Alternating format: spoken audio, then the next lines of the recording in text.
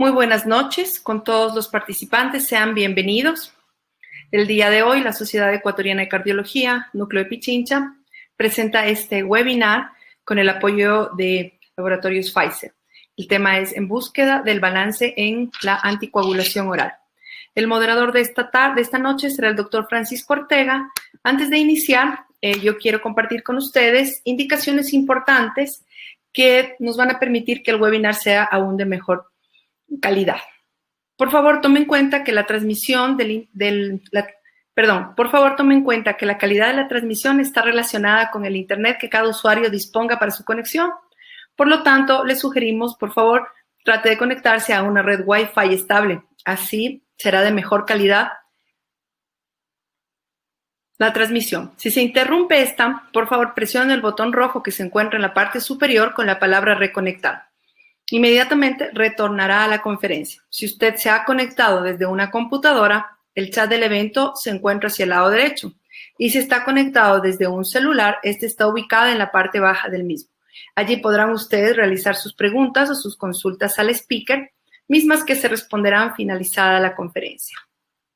Muchísimas gracias a todos los participantes. Le invito al moderador de la noche. Por favor, doctor, adelante.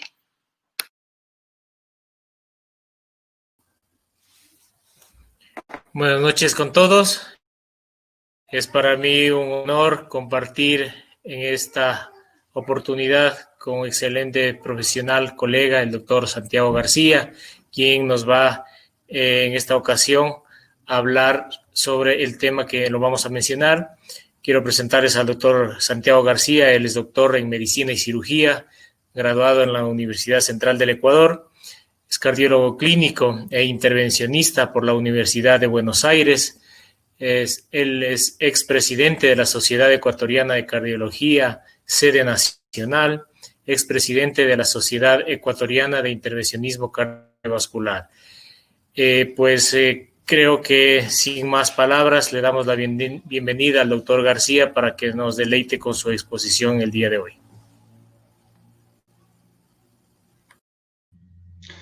Listo. Buenas noches. Gracias, doctor Ortega. Sobre todo por el deleite. Estuvo muy bonita esa palabra. Vamos a ver si logro hacerlo. En primer lugar, es mi declaración de conflicto de intereses, esta de aquí. En segundo lugar, quiero felicitar a la SEG Núcleo de Pichincha por la fantástica labor académico-científica que está realizando ahora y que culminará en el mes de noviembre con el congreso que está programado. Mis parabienes para toda la directiva y todos los colegas que están participando semana a semana en todo esto. En segundo lugar, les quisiera comentar que esta es la 10ª charla relacionada con anticoagulación e fibrilación auricular.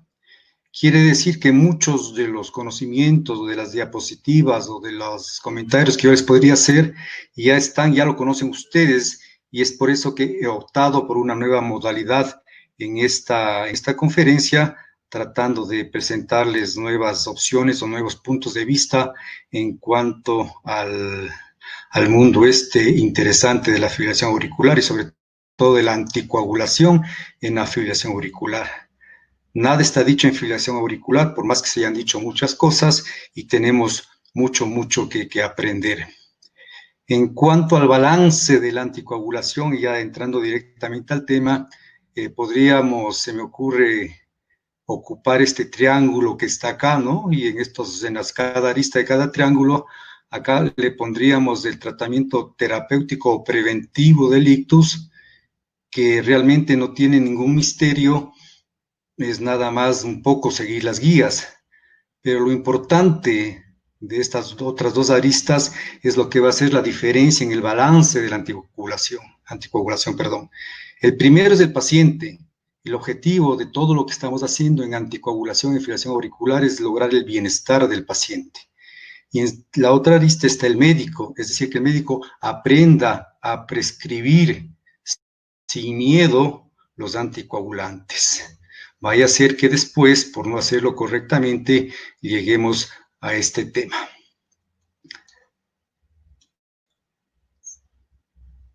Primera regla de oro de la noche.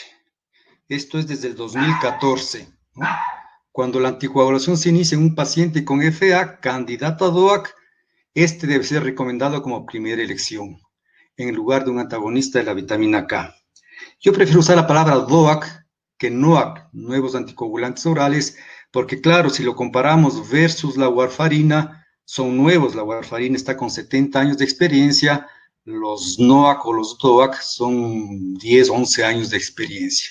Pero tan rápido han avanzado y tan beneficiosa es su presencia en el entorno de la fibrilación auricular que realmente tienen que ser ahora la primera opción en todos estos pacientes tributarios del uso de estos fármacos. Sin embargo, pongo unos puntos suspensivos, pero hay algo atrás de todo esto. ¿Y por qué necesitamos usar los DOAC? Simplemente por esto, ¿no? La superioridad.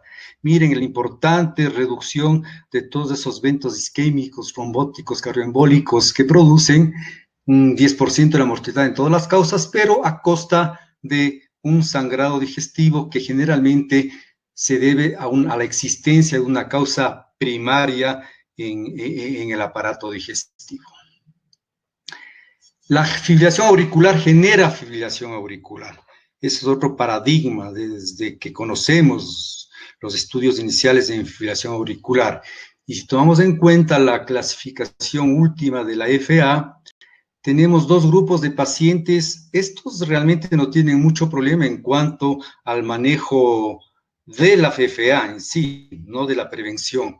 Estos sí tienen un problema en cuanto al manejo y a la prevención. La FA paroxística, que muchas veces no es reconocida, es intermitente, silenciosa, y el primer diagnóstico de la fibrilación auricular.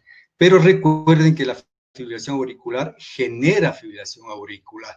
¿Y qué pasa con esta generación de fibrilación auricular? Miren, el riesgo de stroke en pacientes añosos del 1.5 al 23%. Es realmente dramático el ascenso del riesgo. Y fíjense exactamente la proporción del 6.7 al 36.2%. Pero ¿qué es lo que sucede? Que este grupo de pacientes son a los que menos estamos anticoagulando. A este grupo de pacientes los estamos antiagregando y no los estamos anticoagulando. Y miren que el 8% de pacientes mayores de 75 años tienen riesgos adicionales de stroke. Yo recuerdo en mis épocas de formación, tuve el gusto y el orgullo de pertenecer al Hospital Militar. Estamos hablando de que no le tomábamos, no sé, muy en serio mucho a la fibrilación auricular y le considerábamos una arritmia benigna, ¿no? Esto en los años 80, ya en los años 90 comenzaron, a finales del siglo pasado, comenzaron a salir las nuevas evidencias y lógicamente este concepto cambió. No es una arritmia leve, peor una arritmia benigna. Sin embargo, es un término que a veces se utiliza en el entorno de la no especialidad. Y la incidencia de stroke se debe nada más al paciente mal anticoagulado y lo que es peor, al paciente no anticoagulado. Y la prevención del mismo, de una situación tan dramática como el stroke, es totalmente segura y efectiva. Y en esto entran nuevamente los anticoagulantes directos. ¿Qué les decía yo de la fibrilación auricular paroxística, asintomática e infrecuente? Nosotros no debemos esperar que el paciente llegue a nuestro consultorio ya con la fibrilación auricular.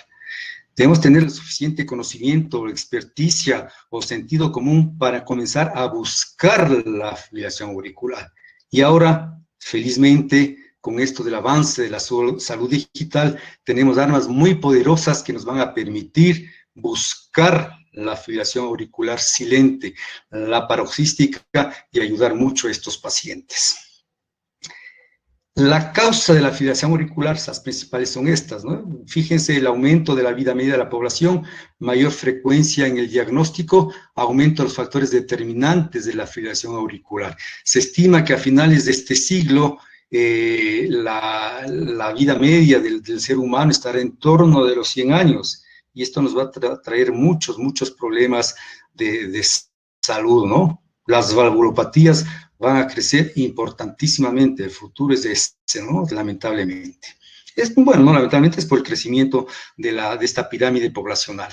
Y esto es algo que no huye a lo que podría ser el Ecuador, ¿no? Mientras más edad tenga el paciente, pues la prevalencia de la fibrilación auricular es mayor.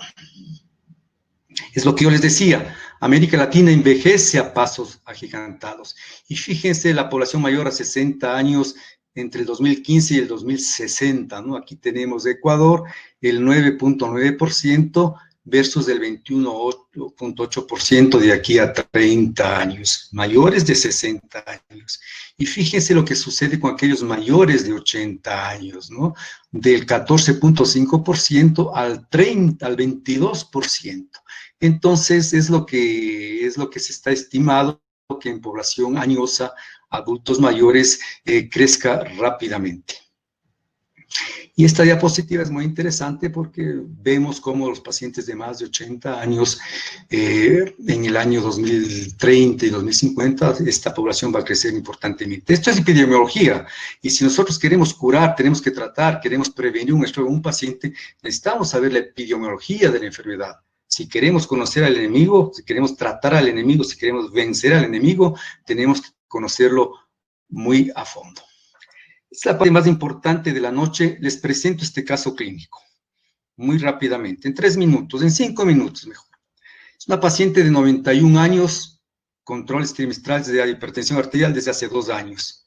Como antecedentes personales, tiene una hipertensión de 10 años de evolución, con tratamiento irregular hasta hace 2 años, y actualmente, hasta hace 1 año estaba tomando perindopril indapamida versus nebivolol enantardi.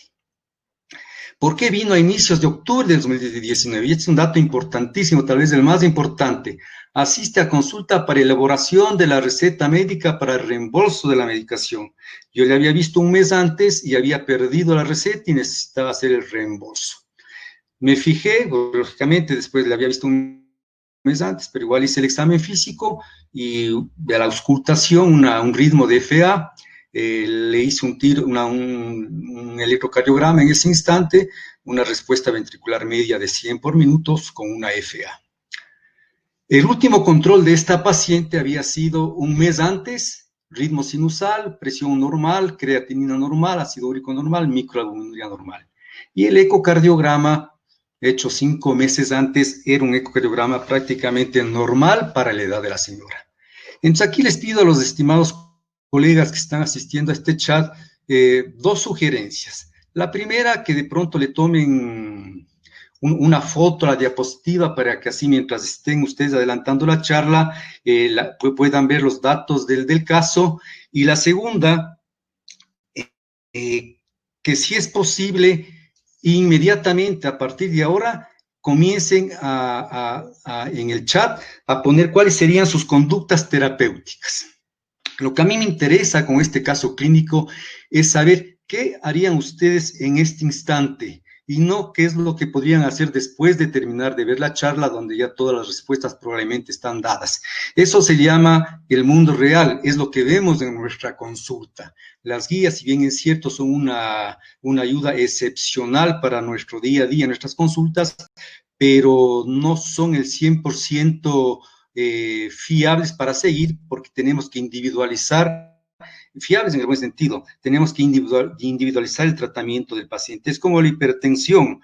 En AFA habrá 40 millones de pacientes en el mundo, yo digo metafóricamente, probablemente haya 440 millones de individuos diferentes para controlar o prevenir el stroke en esos pacientes. Entonces, la idea es esa, ¿no? Que ustedes ya teniendo en caso, no es un caso del otro mundo, es muy simple, pero que a partir de ahora me digan, y al doctor Ortega también, qué conducta clínica llevarían este paciente, terapéutica, qué y cuándo, y si necesitarían o pensarían ustedes que necesita unos exámenes de laboratorio adicionales, y lo discutimos al final de la charla.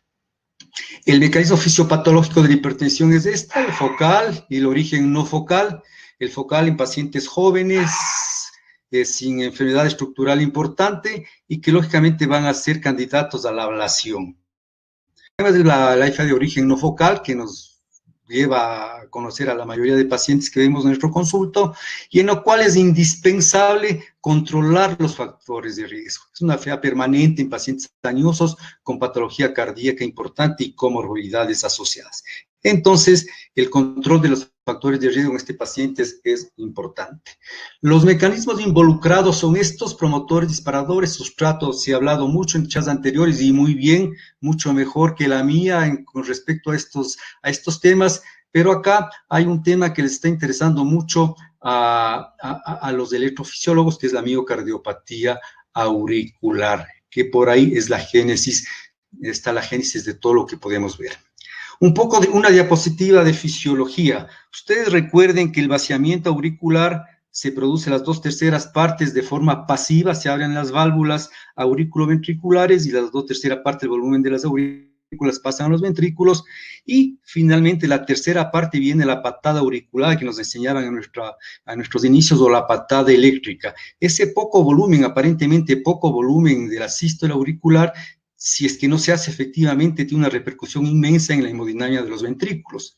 Y cuando nosotros entramos, cuando el paciente entra en fibrilación auricular, esta patada eléctrica, esta sístole auricular se pierde, generando una serie de condiciones que son sumamente trombogénicas y que hacen que estas sustancias tengan la tendencia a producir trombos que generalmente se van a ubicar en la orejuela izquierda, ¿no? Entonces, esa disminución de la velocidad de las fuerzas de cizallamiento, pues producen sustancias trombogénicas. De ahí es importante que también los pacientes con fibrilación auricular en ritmo sinusal, se podría hacer que ya quedan con esta memoria de esta pérdida de las fuerzas de cizallamiento, y también tienen una cierta tendencia a producir efectos trombóticos, ¿no? Y en cuanto a la patogenia de la embolia de la fuente auricular, está involucrado el factor 13 activado plaquetario. Se sabe que en aquellos trombos que están ubicados en la aurícula izquierda hay una presencia no deseable de este factor 13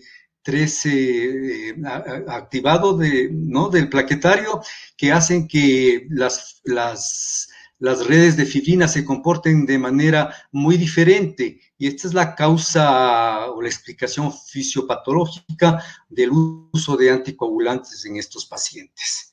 La orejuela izquierda tiene mucha importancia en la génesis de estos émbolos, de la cardioembolia o del stroke isquémico en los pacientes, y fíjense acá a la izquierda una secuencia muy interesante de un ecocardiograma, donde en el momento del examen, acá tiene la referencia bibliográfica, la podrían ver en video, que es interesante desde el punto de vista didáctico, ¿no? Y no para el paciente, cómo hay la migración de un trombo desde la orejuela izquierda, ¿no? Este era un trombo grande, que no fue al cerebro y fue al área mesentérica del paciente. Y estas son las diferentes formas de la orejuela izquierda. Esta aparentemente en ala de polio, que dicen que es la menos trombogénica de todos. Un dato importante de las nuevas guías europeas de fibrilación auricular: un poco abandonar el tema de fibrilación valvular y de fibrilación no valvular. Esto trae mucha confusión, y esta confusión hace que indirectamente el médico no sepa tratar o tenga miedo de tratar adecuadamente al paciente. Es lo que recomiendan. La FA solitaria no, porque la FA nunca viene solitaria, generalmente viene acompañada de otras comorbilidades, pero el término de FA valvular y de FA no valvular sugieren pues los europeos recientemente que ya no deba ser utilizado. Igual una diapositiva, son muy amigables las guías europeas. Fíjense el camino ABC: anticoagulación para evitar el stroke, mejor control de los síntomas y mejor control de los riesgos del riesgo cardiovascular, ¿no? Valoración del riesgo de stroke con el CHAS, el HAS para hemorragia, terapias para prevención del stroke, pueden ser los antagonistas de la vitamina K, o estos nuevos o anticoagulantes directos, y manejo del riesgo hemorrágico. Entonces estamos buscando el equilibrio, ¿no es cierto?, de la anticoagulación oral. Ver cómo vamos a ver el riesgo hemorrágico versus el riesgo isquémico del paciente. Ojo que el score Hasbled, que es el que se utiliza, no tiene por qué contraindicar la anticoagulación del paciente, ¿no? Esto es importante saber. El mejor control del ritmo, el estudio ISTAF de Montreal, está demostrando que es mejor en cierto grupo de pacientes con FA reciente, controlar mejor el ritmo que la frecuencia, ¿no? Y tratar los factores de riesgo concomitantes. Igual la presentación clínica, que hay un punto importante, la demencia. Está tomando mucho en boga la presencia de la demencia relacionada con la fibrilación auricular. Vemos muchos pacientes con diferentes tipos de demencia, a veces subclínica, y por ahí, ojo, puede estar algún mecanismo de FA sintomática o paroxística involucrada. Esto, bueno, ya lo habían visto en las charlas pasadas, igual los diferentes marcadores que tenemos que buscar en la fibrilación auricular. Estas dos diapositivas son importantísimas. Yo les dije que tenemos que ir a buscar la fibrilación auricular, que no tenemos por qué esperar que el paciente llegue con FA a nuestro consultorio. Y miren los diferentes sistemas de screening de la FA, ¿no? El pulso es importantísimo, enseñarle a nuestro paciente a tomarse el pulso, así de simple en el consultorio. Yo les digo, tómese el pulso, vaya a su casa y pásese todo el día tomando el pulso. Y va a notar cómo va a estar arrítmico cuando está arrítmico y va a notar la diferencia con el pulso rítmico. Y todas las otras modalidades digitales que tenemos, ¿no? Que tenemos más, las tiras, el holter largo plazo y todo eso. El holter de 24 realmente no sirve para esto, pero tenemos felizmente digital o telemáticamente muchos otros aparatos que nos pueden ayudar. Y miren, qué interesante en cuanto a la sensibilidad y la especificidad de todos estos monitores, ¿no? Realmente es alta, ¿no? Tanto la sensibilidad como la especificidad. Es decir, que son unos muy buenos coadyuvantes para el diagnóstico del FA, pero lógicamente tendrían que ser validados por el médico de cabecera que está hecho cargo del paciente. Para terminar esta última parte, el control de los factores de riesgos es sumamente importante. El tratamiento agresivo hace que un 75% de los pacientes entren o lleguen al ritmo sinusal al año versus el tratamiento convencional. En enfermedad cardiovascular, el control de los factores de riesgo es la parte más importante de la terapéutica. ¿Qué estrategia utilizar, hablando ya para llegar al balance de los anticoagulantes para anticoagular a un paciente? No temor al sangrado. No debemos tener miedo al sangrado. Debemos tenerle terror al accidente cardioembólico. Tenemos que evitar la inercia terapéutica o la inercia clínica. Es decir, que tenemos que estar permanentemente buscando información que un poco nos coadyuve a tratar a nuestros pacientes en el consultorio. Conocer la evidencia, lógicamente, es importante mientras más actualizados estemos, y por eso eran mis parabienes a la sociedad. Lo que está haciendo es magnífico, es maravilloso. Y finalmente, siempre buscar el equilibrio riesgo-beneficio en todos nuestros pacientes. ¿Por qué les digo que hay que tener terror al stroke isquémico? Fíjense, ¿no? Stroke recurrente en pacientes con FA, versus no FA en años. Doctor García, ¿me escucha? Le escucho. Bien, yo creo que sería prudente, no sé si podemos ver la diapositiva anterior, tenemos ya la participación de algunas personas. Creo que sería esta la diapositiva en la cual podemos intervenir para hacer una pregunta, más vale por ahí, y otra ya las ideas que van dando los colegas de diferentes ciudades. Incluso tenemos invitados internacionales, Perú, Paraguay. Con el caso que usted nos presentó, pues nos dicen que obviamente hay que hacer unos exámenes complementarios, tiempos de coagulación, la función renal, la función hepática.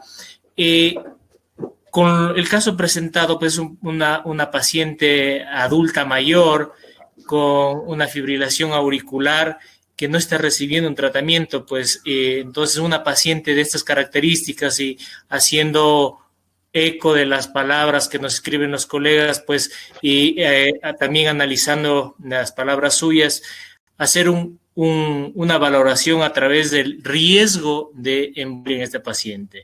Entonces, a través del chat BAS, este paciente ya correspondería, tiene un chat BAS de 4 puntos por la edad, por la presión alta. 4. Así es. Pero es una paciente con un ecocardiograma que nos dice pues que no es una paciente que tiene una enfermedad valvular, que tiene obviamente una dilatación de aurícula con alto riesgo. Entonces los colegas apoyan la idea de... No tiene dilatación de aurícula. El ecocardiograma es prácticamente normal. Lo único que llama la atención en el ecocardiograma es la disfunción diastólica grado 1, nada más. El resto de las cavidades están normales. Sí. Parece que había una... Bueno, entonces los colegas apoyan la iniciativa de iniciar anticoagulantes directos 10A, los conocidos como pues nuevos, que ya no son nuevos, deberían nombrarse como inhibidores directos del 10A. Entonces eso es en resumen lo que los colegas aportan. Por ahí quieren saber un poco más de qué hacer con un paciente que tiene una fibrilación auricular de respuesta baja con un chat bajo. Entonces, hasta eso, no sé si tenga usted...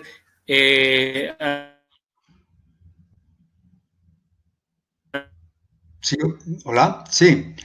Está bien, lógicamente en esta paciente hay que iniciar una terapia de anticoagulación, ¿no? Con anticoagulantes directos. La pregunta sería para el final, es ¿cuándo iniciaríamos esta terapia? Ese es un dato importante, ¿sí? Listo. Entonces, está bien, y gracias por haberme hecho. Muy amable. Listo. Solo a seguir, ¿no? Entonces, tras un stroke, fíjense que decían terror a la isquemia, los pacientes sin FA versus los pacientes con FA tienen un mayor riesgo de muerte al año. Pero miren a los 8 años, exactamente igual, ¿no? O sea, el riesgo todavía existe, el riesgo todavía existe. Entonces, no tengamos miedo al sangrado o a dar anticoagulantes. El riesgo de stroke de la FA asintomática es comparable al del FA permanente. Y acá tengo una diapositiva que es interesante, que nos explica cómo aquellos pacientes de una FA diagnosticada recientemente, como el caso de esta paciente de 91 años, tienen un riesgo similar de stroke, pero tienen una mortalidad más alta que los pacientes con FA crónica. Y aquí está lo importante, ¿no? Es decir, estos pacientes no pueden ser considerados de bajo riesgo y necesitan estrategias firmes de prevención de stroke también.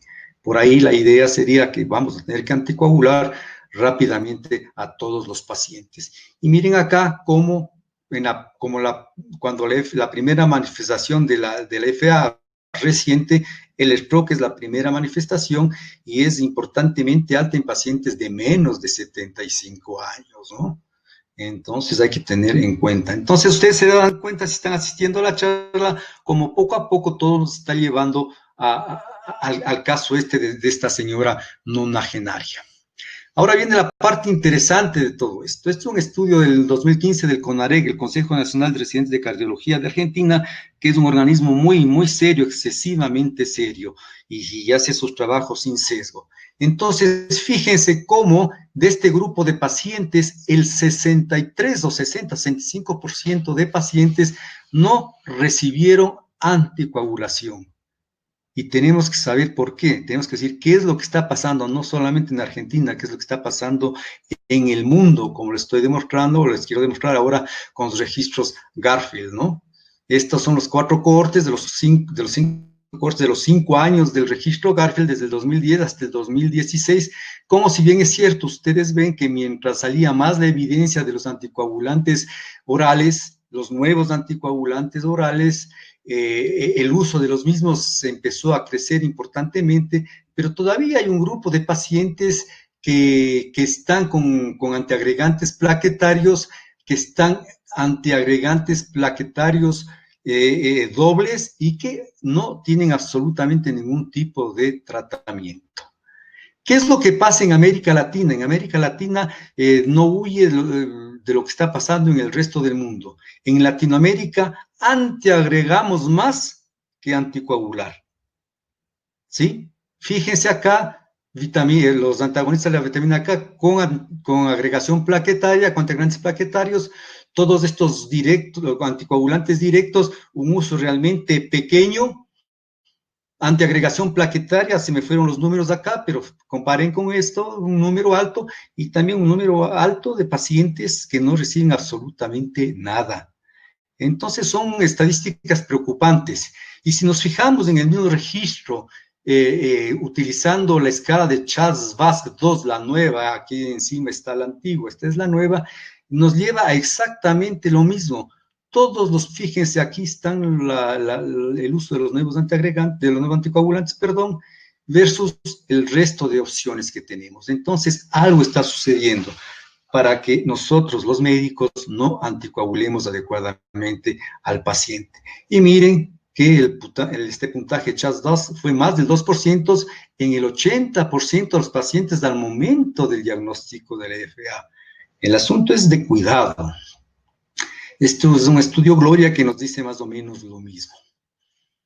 Este es un estudio interesante de los surcoreanos que en esta curva ustedes fíjense cómo los riesgos de stroke isquémico suceden generalmente dentro de los 12 a 14 primeros meses de diagnosticada la FA. Después la tendencia tiende a hacerse como una meseta. Entonces, en estos pacientes tenemos que tener mucho cuidado, sobre todo en el primer año, ¿no? para que anticoagular debidamente y evitar ese incremento del riesgo de stroke. Esto es lo más, lo más importante, lo más interesante, lo que llama mucho la atención, igual del estudio Garfield. Cuando empezaron a ver la influencia de la decisión médica en anticoagulación oral de los pacientes, se dieron cuenta que el 47% de pacientes que no reciben anticoagulación es por decisión médica. Es el médico el que decide en el 50% de pacientes, redondeando los números, que no deben recibir anticoagulación. Y por diferentes motivos, ¿no? Pacientes añosos, sobre todo 70, 80 años, miedo al sangrado. Y fíjense, interesantemente, miedo a las caídas. Y eso es una historia que nosotros siempre hemos escuchado, ¿no? Que el paciente, el adulto mayor, que cuidado, que puede estar cayéndose, que puede producir algún problema grave. Pero miren cómo realmente la posibilidad o el riesgo de caída de un paciente de más de 70 años realmente no tiene absolutamente nada que ver con la presencia de algún problema hemorrágico. Para que las caídas sobrepasen el beneficio de la anticoagulación, el paciente debería caerse 295 veces al año. Recién ahí habría algún problema. Esto no lo digo yo, esto está en esta referencia bibliográfica. Lógicamente, el paciente que está tomando anticoagulación y se cae, generalmente no rueda las gradas o no se cae del 10º piso a la planta baja. Son caídas cuando se levantan, son caídas cuando están sentados. Entonces, son caídas que realmente las consecuencias de sangrado son menores. Pero no le estamos dando anticoagulación por día a día de nuestros consultorios, como el uso de los nuevos anticoagulantes orales en los pacientes ancianos, que son los que más nos interesan, porque son los que más FA tienen, se relacionan con la presencia de stroke isquémico, hemorrágico y embolia sistémica. Entonces, el fármaco que mejor se comporta en este caso es de la Apixaban versus Dabigatran y Rivaroxaban. Ojo que cuando presentemos este tipo de cuadros, como no son comparación cabeza a cabeza, entonces no deben servir como un indicativo de que uno puede ser mejor que otro. Igual en esta tabla donde vemos un sumario de los diferentes estudios pivotales con Dabigatran, con Rivaroxaban y con Apixaban, vemos que versus warfarina, el Apixaban, dependiendo de la edad, se comporta igualmente mejor que el resto de fármacos. No sé si usar la palabra noble, ¿no? Pero la evidencia, cuando comparan con warfarina, es así. Entonces, aquí está la pregunta esencial con un paciente nuestro. ¿Somos negligentes? ¿Cometemos impericia o cometemos imprudencia al no anticoagular al paciente? Si yo anticoagulo al paciente, el riesgo de sangrado está inherente al proceso terapéutico que yo estoy haciendo. Es como dar amlodipina a un paciente. ¿Se me van a hinchar los pies? Probablemente, probablemente no. No hay que comparar, pero bueno, es así. Entonces, fíjense, la comparación, me refiero de edema con sangrado, no es muy propia, pero valga la pena. Entonces, yo tengo el riesgo inherente a que un paciente produzca esta. Y no es por mi causa, porque es así, pero sí puede ser por causa del médico que el paciente venga con esto. Es decir, habría que ver después si es una negligencia, si es una impericia o es una imprudencia. Es decir, tenemos que anticoagular a nuestros pacientes. Un poco de la historia de la anticoagulación. Fíjense que en el año 1947, ¿no? En 1954, la warfarina es aprobada por la FDA para el uso en humanos. Y un año después, pues yo creo que es el paciente más célebre que ha usado la warfarina en el año 1955, que fue el presidente Eisenhower de los Estados Unidos. Y esta frase es increíblemente interesante. Este doctor Polier era el hematólogo del grupo de médicos de la Clínica Mayo que atendió al presidente Eisenhower. Curiosamente falleció hace 2 meses, ¿no? A los 100 años de edad. Y fíjense lo que dice, ¿no? Lo que es bueno para un héroe de guerra y para el presidente de Estados Unidos debe ser bueno para todos, a pesar de que sea o inicialmente fue originado como un veneno para los roedores, ¿no? Entonces, dado con el mensaje que llevamos a nuestros pacientes con eso. Pero esa es la warfarina, esa es la historia, y son 70 años de haber usado una droga que realmente ha sido efectiva. Y esta es la diapositiva que nos indica por qué tenemos que anticoagular a nuestro paciente. No hay pretexto para no anticoagular a nuestro paciente con lo que ustedes desean. Una disminución del 64% con warfarina del stroke y una reducción adicional del 19% con los anticoagulantes directos. Entonces, no hay vueltas que darle al asunto. Pero, sin embargo, cuando nosotros usamos la warfarina, que es una droga efectiva, pero muy incómoda de utilizar, tenemos nuestro rango terapéutico entre 2 y 3. Encima de 3 tenemos la posibilidad de hemorragia, por debajo de 2 tenemos la posibilidad de isquemia, ¿no es cierto? Un accidente isquémico. Sin embargo, entre 2 y 3, no es que tampoco vamos a estar muy seguros de que ese paciente no pueda tener un evento, ¿no? Y este estudio y esta información nos dice eso, ¿no? Una buena mayoría de los eventos ocurre con rangos terapéuticos del INR, lo que nos lleva a preguntarnos, el control del INR puede no ser un problema, sino por ahí la misma warfarina. Y fíjense la realidad del día a día, ¿no? Apenas la mitad de los pacientes recibe warfarina. Es medio parecido a la regla del 50% de los hipertensos. La mitad de los que lo reciben no está en rango terapéutico y la otra mitad se divide entre ninguna conducta antitrombótica y una insuficiente como la aspirina. Entonces, el asunto está ahí y fíjense, 1 de cada 4 pacientes añosos que inician el tratamiento de warfarina la suspenden al año, mayormente por problemas de seguridad. Más adelante les enseño una diapositiva relacionado a esto. Entonces, fíjense, la warfarina es una droga muy incómoda de utilizar realmente. Ha sido nuestra aliada durante mucho tiempo, pero ya pasó la época de la warfarina.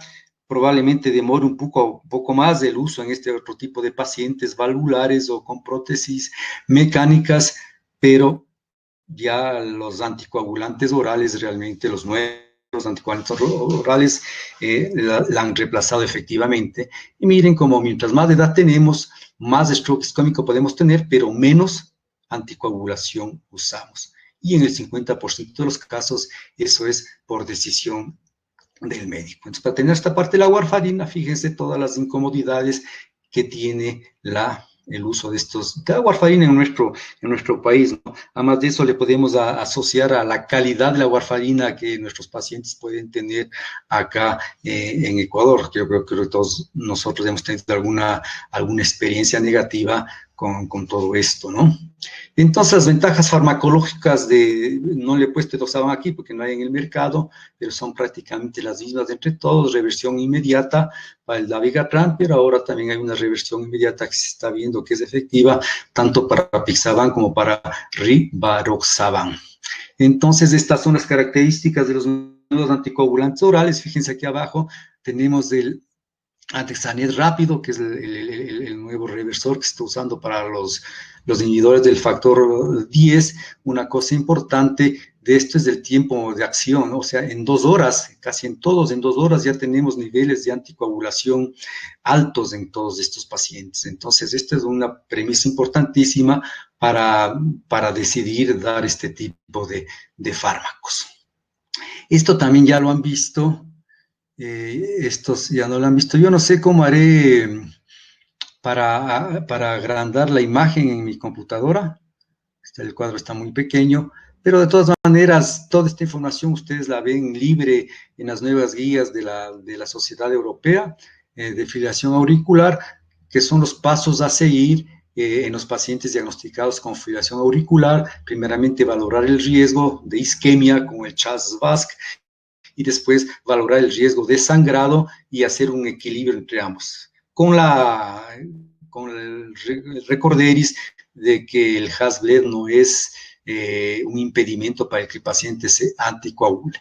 Y acá hay un grupo de pacientes que están en el limbo entre el CHAS-VASc 0 y el CHAS-VASc por debajo de 2, es decir, 1 en hombres y 2 en mujeres. Entonces, lo que les acabo de decir, acá es valorar el riesgo de isquemia o valorar el riesgo de hemorragia.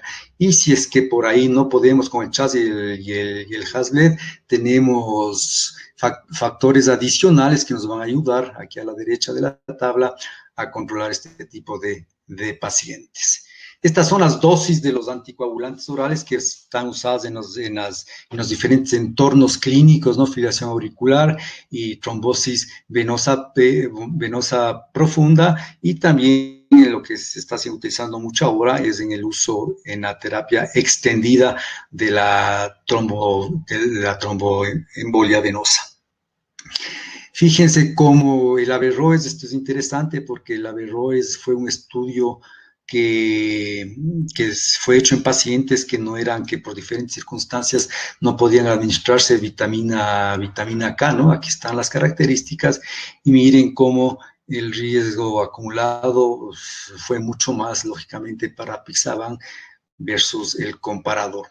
Igual el Aristóteles, ¿no? Es otro estudio muy importante. Al final les presento una diapositiva súper interesante de esto. Fue superior para evitar el ictus de embolia sistémica, provocando menos hemorragias intracraneales, que es lo que estamos buscando, ¿no? Una buena protección antiisquémica con la menor incidencia de hemorragia. Este es el Augustus, ¿no? Que es el último estudio en cardiopatía isquémica. Esto es interesante porque es el estudio que más pacientes utilizó y que fue hecho en 4 fases, ya igual lo explicaron anteriormente, y realmente vieron que se vio pues que Apixaban se comportó mucho más seguro que todas las otras 4 ramas, ¿no? Apixaban placebo versus vitamina K versus antagonista de vitamina K versus aspirina, un 5% de reducción del riesgo absoluto de complicaciones.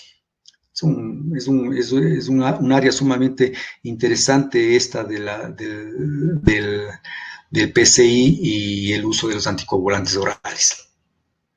Este Aristófanes es un estudio en 500.000 pacientes o 400.000 pacientes, redondeando para abajo, donde usaron un comparador que fue Apixaban versus los otros anticoagulantes orales, y miren, tanto en stroke, en hemorragia no hubo ninguna diferencia significativa, en sangrado mayor y en sangrado gastrointestinal, Apixaban se comportó mejor que Rivaroxaban y se comportó mejor que Dabigatran, ¿no? Y en rojo tenemos versus warfarina, lógicamente, ¿no? La seguridad y la eficacia es tremendamente importante. Tomar un anticoagulante oral en una dosis no tiene absolutamente ninguna diferencia que tomar un anticoagulante en 2 dosis. Tampoco es una estrategia o es un impedimento para utilizar el medicamento que ustedes quieran. Pero en una dosis diaria, olvidarse de una toma podría llevar a perder el efecto terapéutico. Ojo con el caso que les acabo de presentar. Y en una multidosis diaria, el olvido de 3 tomas consecutivas podría ser el efecto terapéutico, podría ser perder el efecto terapéutico. Entonces tenemos la posibilidad de que al paciente se alertarle acerca de que esto, ¿no? Esto es importantísimo. No es lo mismo ajustar la dosis que reducir la dosis.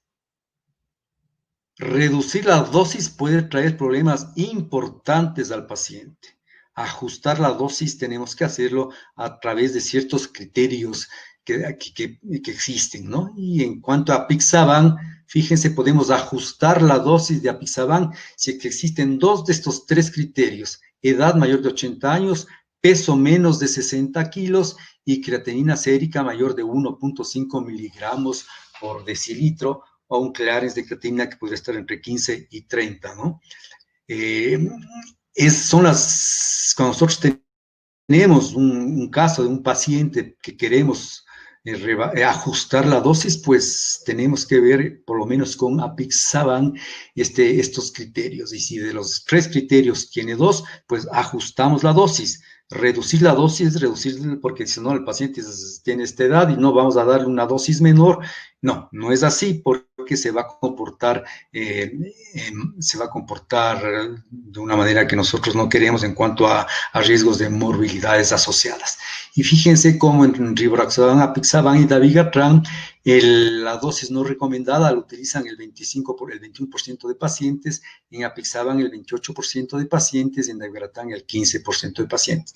Y las dosis muy altas, fíjense, en 6 es dosis, claro, el número de pacientes es menor, pero igual existe, ¿no? En 1.3 pacientes con Apixaban y un 2.3% de pacientes con Dabigatran. Entonces tenemos para ambos lados, ¿no? O para dosis muy bajas o para dosis muy altas. Y fíjense lo que pasa en el mundo, ¿no? En cuanto al uso de dosis no recomendadas, usas dosis recomendadas y dosis altas no recomendadas, dosis bajas no recomendadas. Tenemos que usar, si vamos a anticoagular a un paciente, tenemos que usar la dosis recomendada para la anticoagulación. Ajustar la dosis dependiendo de los criterios que tenga, ¿no? Pero dosis bajas, porque no recomendadas, no es bueno. Entonces, acá tenemos Brasil, tenemos México, tenemos Chile como representantes de Sudamérica en este estudio mundial. Entonces, vemos acá como en todas las causas de mortalidad, fíjense las dosis no recomendadas versus bajas versus las dosis no recomendadas altas, van mucho peor que la dosis recomendada. Lógicamente, en el riesgo de sangrado mayor, las dosis no recomendadas bajas se van a comportar mejor que las dosis recomendadas de anticoagulación. El mensaje de estas 4 diapositivas es que tenemos que usar en anticoagulación las dosis recomendadas. Ya vamos a terminar. Otro problema importante es cuando estamos con un paciente que va a someterse a una cirugía. ¿Qué hacemos con el paciente? Es un problema tremendo para el paciente, para el cirujano, para el anestesiólogo. Entonces, ¿qué es lo que recomiendan? Tener una clínica de anticoagulación. ¿Perfecto? Si nosotros tenemos un paciente con anticoagulación que va a ser sometido a cualquier procedimiento quirúrgico importante, pues debería ser derivado a una clínica de anticoagulación para que, teniendo todos esta clínica de anticoagulación, debe tener protocolos lógicamente basados en evidencia para que este tsunami de signos de interrogantes que involucran a todos los profesionales que están en una cirugía no aparezcan, ¿no? Entonces miren cómo con una clínica de anticoagulación sería lo ideal, se resolvería este problema. Y fíjense cómo nosotros en el día a día, con un manejo adecuado en equipo de la anticoagulación, la suspensión de endoscopías, por ejemplo, bruscamente bajó del 17 al 2%, ¿no? Las endoscopías canceladas bajaron del 6 al 2%, la satisfacción del paciente subió del 80 al 95% y la satisfacción del médico subió del 44 al 80%. Eso quiere decir que si manejamos en equipo el paciente anticoagulado, el objetivo nuestro, que es el beneficio del paciente, va a lograrse. El manejo periprocedimiento de los DOAC, no usar la terapia puente, y fíjense, va a depender del tipo de cirugía, de alto o de bajo riesgo de sangrado. En esta tabla van a encontrar todas las escalas que podemos usar, y generalmente se suspende con apixaban 2 días o 1 día antes de la cirugía, y si la cirugía es de bajo riesgo, se inicia prácticamente al otro día de la cirugía, ¿sí?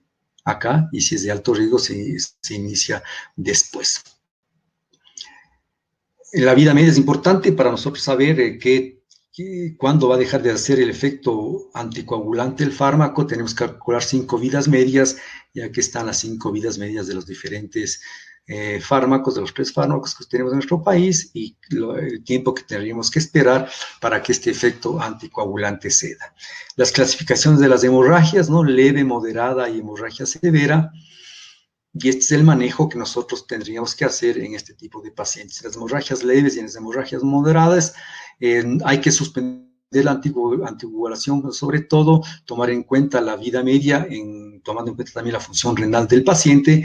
Y en cuanto ya a las hemorragias severas, aquí están todas las opciones que nosotros tenemos con los nuevos también revertores inmediatos. Andexanet alfa tiene un problema que se ha visto que tiene un efecto procoagulante después del uso, además de que es un poco complicado de utilizar porque vienen viales que hay que combinar, pero es lo que hay y es interesante.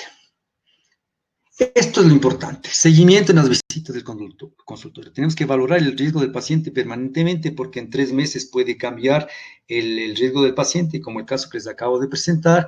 Y fíjense cómo la adherencia, los europeos dicen, tenemos que verla en cada visita. El sangrado tenemos que estar viendo, haciendo el seguimiento en cada visita, la medicación adicional en cada visita, ¿sí? Y las muestras sanguíneas va a depender del tipo de paciente que tengamos. Recuerden que siempre tenemos que individualizar el paciente.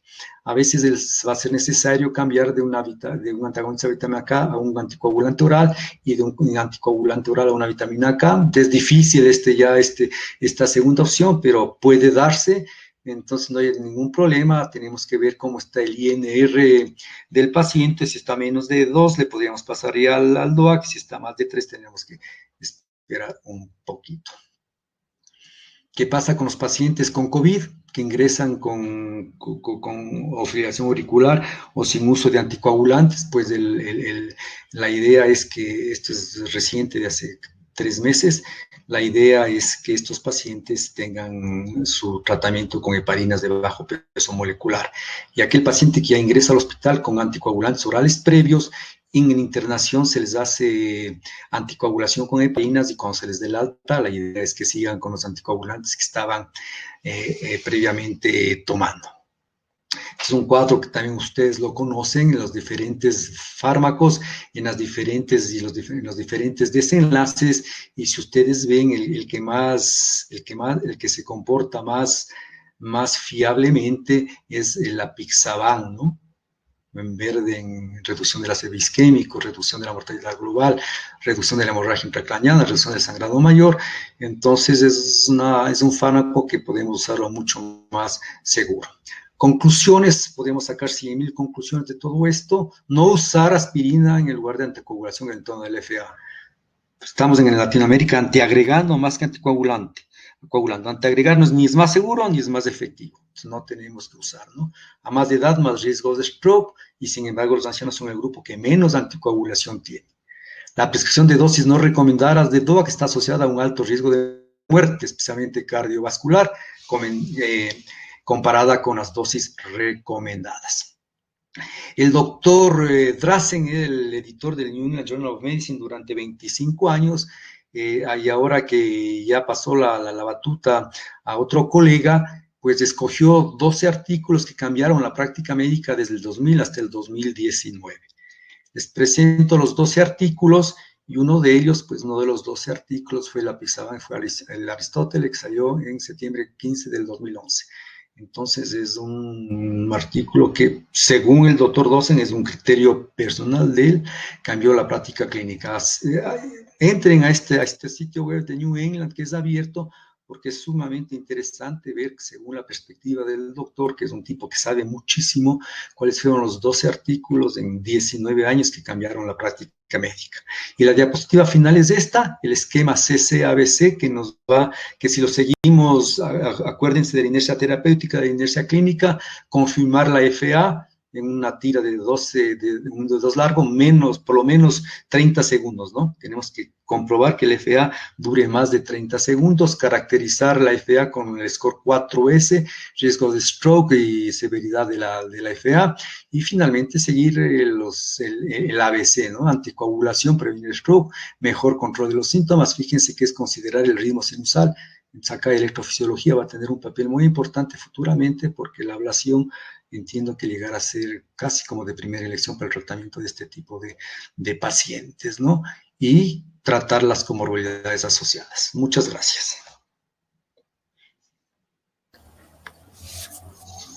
Muy bien, felicitaciones, doctor Santiago García, una charla muy práctica para entender pues la importancia del tratamiento en los pacientes con fibrilación auricular. Vamos a esperar a dar paso a la serie de preguntas para que el doctor García nos ayude con las respuestas pertinentes al caso. Pues no está por demás decirlo, la importancia que tiene. Voy a empezar haciéndole una pregunta yo con el tema que nos incumbe dentro de nuestra subespecialidad, que es el tratamiento de los pacientes que tienen fibrilación auricular y presentan un infarto agudo de miocardio, el cual hay que hacerle un tratamiento, un intervencionismo, una colocación de stent. En esos pacientes está recomendada la triple terapia. ¿Qué nos puede, doctor García, ayudar al respecto?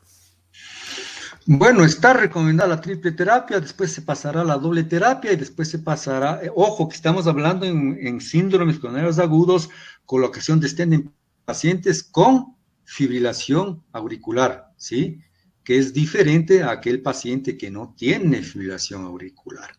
Entonces, en estos pacientes, la aspirina más bien ya está pasando a un segundo plano, sobre todo por las situaciones de sangrado que da, ¿no? Entonces, el hecho de tener el stent nos va a hacer que tiene las reglas europeas y tiene las reglas norteamericanas.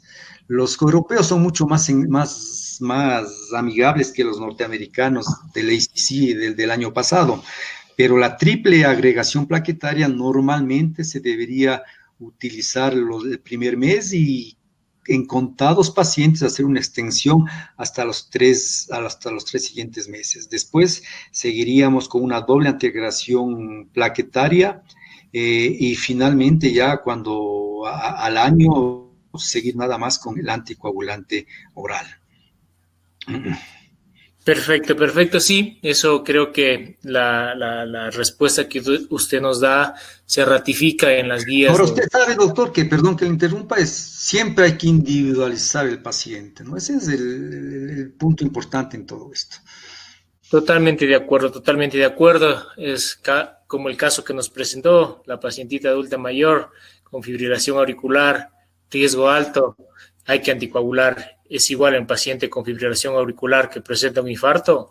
El tratamiento, pues como decía en las guías actuales también, de las guías europeas de manejo de síndrome coronario agudo, también nos recomienda pues ya la triple terapia, no definitiva, sino como usted lo menciona, las primeras 3 semanas, 4 semanas, triple terapia y luego quedarnos con doble terapia, un anticoagulante y un antiagregante. Excelente. Doctor, hay una pregunta que nos hacen llegar a través del chat, en el cual nos dicen acerca de la fibrilación auricular en un paciente de 72 años, masculino, que tiene una fibrilación auricular de respuesta baja. Haciendo un chat-bus nos daría un chat-bus 2 de 1 punto. ¿Deberíamos anticoagular ya a este paciente? ¿Deberíamos esperar? ¿Qué deberíamos hacer en el caso de un paciente con fibrilación auricular ya diagnosticada, pero que tiene un chat-bus bajo, 1? ¿Qué nos podría recomendar al respecto? Bueno, ahí está el esquema, ¿no? De la anticoagulación en pacientes con CHA2-VAS1. Fíjense, que hay pacientes con CHA2-VASc 0 que por ahí podrían ser anticoagulados. Le pongo el ejemplo, un paciente joven que por ahí se le detecta un trombo en la aurícula, en la auriculeta. ¿Le anticoagulo o no le anticoagulo? Le anticoagulo probablemente, ¿no? En el caso de este paciente, si tiene CHA2-VASc1, el hecho de que esté en fibrilación auricular, recuerden que esa disminución de las fuerzas de cizallamiento siempre están produciendo sustancias que van a ser trombogénicas, ¿no? Entonces ahí vamos a ver el riesgo de ver el HAD, el riesgo de sangrado que podría tener este paciente versus el CHAS, porque ya tiene 1. Entonces, si el riesgo de isquemia es más alto que el riesgo de sangrado, probablemente le podríamos anticoagular a este paciente. Estos son los pacientes que están en el limbo. A estos pacientes no se les puede decir a este CHAS1 no le anticoagulo, no, tengo que ver otras características del paciente. Ustedes fíjense, al lado derecho del cuadro que les presenté, están las otras características que deberíamos tomar en un paciente fuera del CHA2-VASc y del HAS-BLED para ver la hemorragia, para decidir si a este paciente le anticoagulamos o no le anticoagulamos. Perfecto, me parece excelente su respuesta. Pues no es el paciente, no es la guía, el paciente no es unas palabras escritas. Cada paciente hay que individualizarlo. Hay pacientes que, como usted decía, las guías, dice ya no el CHA2-VASc, sino valorar el entorno del paciente. Y si lo amerita, pues hay que iniciar un tratamiento y los tratamientos adecuados. Doctor Santiago García, pues ha sido para mí un honor haber compartido esta noche. En honor al tiempo vamos a respetar al público presente que se ha dado un tiempito hoy para compartir con nosotros esto, pues, y vamos a finalizar. Yo sinceramente le agradezco mucho a usted, a la sociedad, por todo este apoyo que nos ha brindado en la parte académica, pues le doy todo el micrófono para que usted nos dé último mensaje, pues, de agradecimiento y recomendaciones finales, por favor. Listo. Deme de 1 minuto y medio para terminar de contarles de este caso. De esta paciente. ¿Cómo no? Esta paciente se le atendía a las 5 de la tarde, ¿no? Ya al final de la consulta, y lógicamente le envié anticoagulación oral, con apixaban, ¿no? A dosis coagulante, ¿no? A dosis de coagulación. La paciente, la hija es mi paciente también, y la hija regresó después de 3 meses. Me llamó la atención que la paciente no había regresado. Entonces la señora salió de la consulta con los exámenes que le pedí, y esa noche hizo un stroke isquémico. Esa noche hizo un stroke. Fíjense lo que es la fibrilación auricular.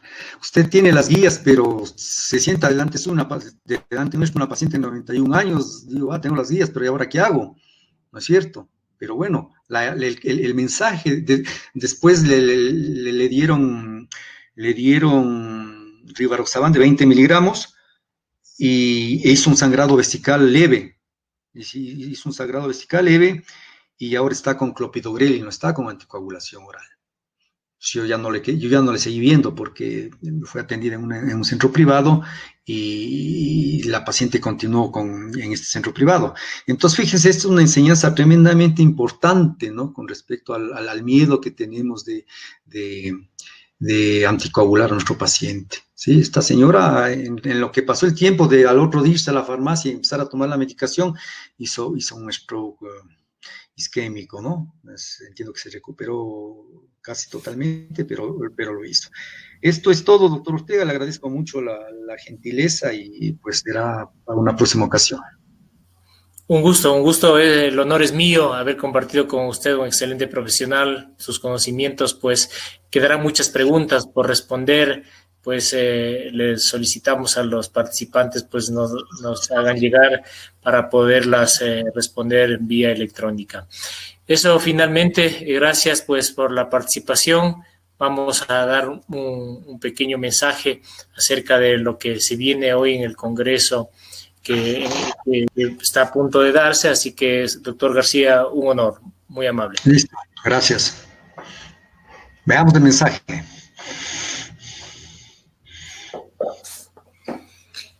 Bueno, vamos a escuchar al doctor Osiris Valdés con un mensaje, por favor, Andy.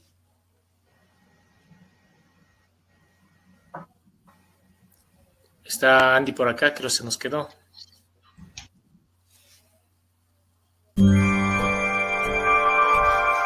Educando para prevenir.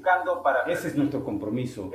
Y es el lema del primer Congreso Interamericano de Prevención Cardiovascular de la Sociedad Interamericana de Cardiología. Su congreso se celebrará los días 26, 27 y 28 de noviembre del año en curso. Ahí se conjugarán todas las especialidades médicas cardiológicas. Eso va a estar buenísimo. Los esperamos a todos.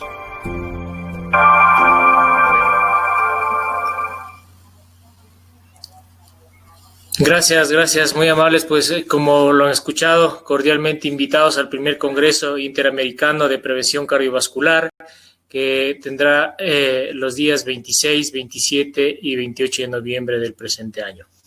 Pues no perderse, están totalmente invitados. Vamos a tener participantes internacionales y que nos van a acompañar, así que por favor a participar. Tenemos, como ustedes ven, todos los países de Latinoamérica, España, que van a estar con nosotros y además están a tiempo para presentar sus casos clínicos, para compartir a través de pósteres y temas libres durante el Congreso.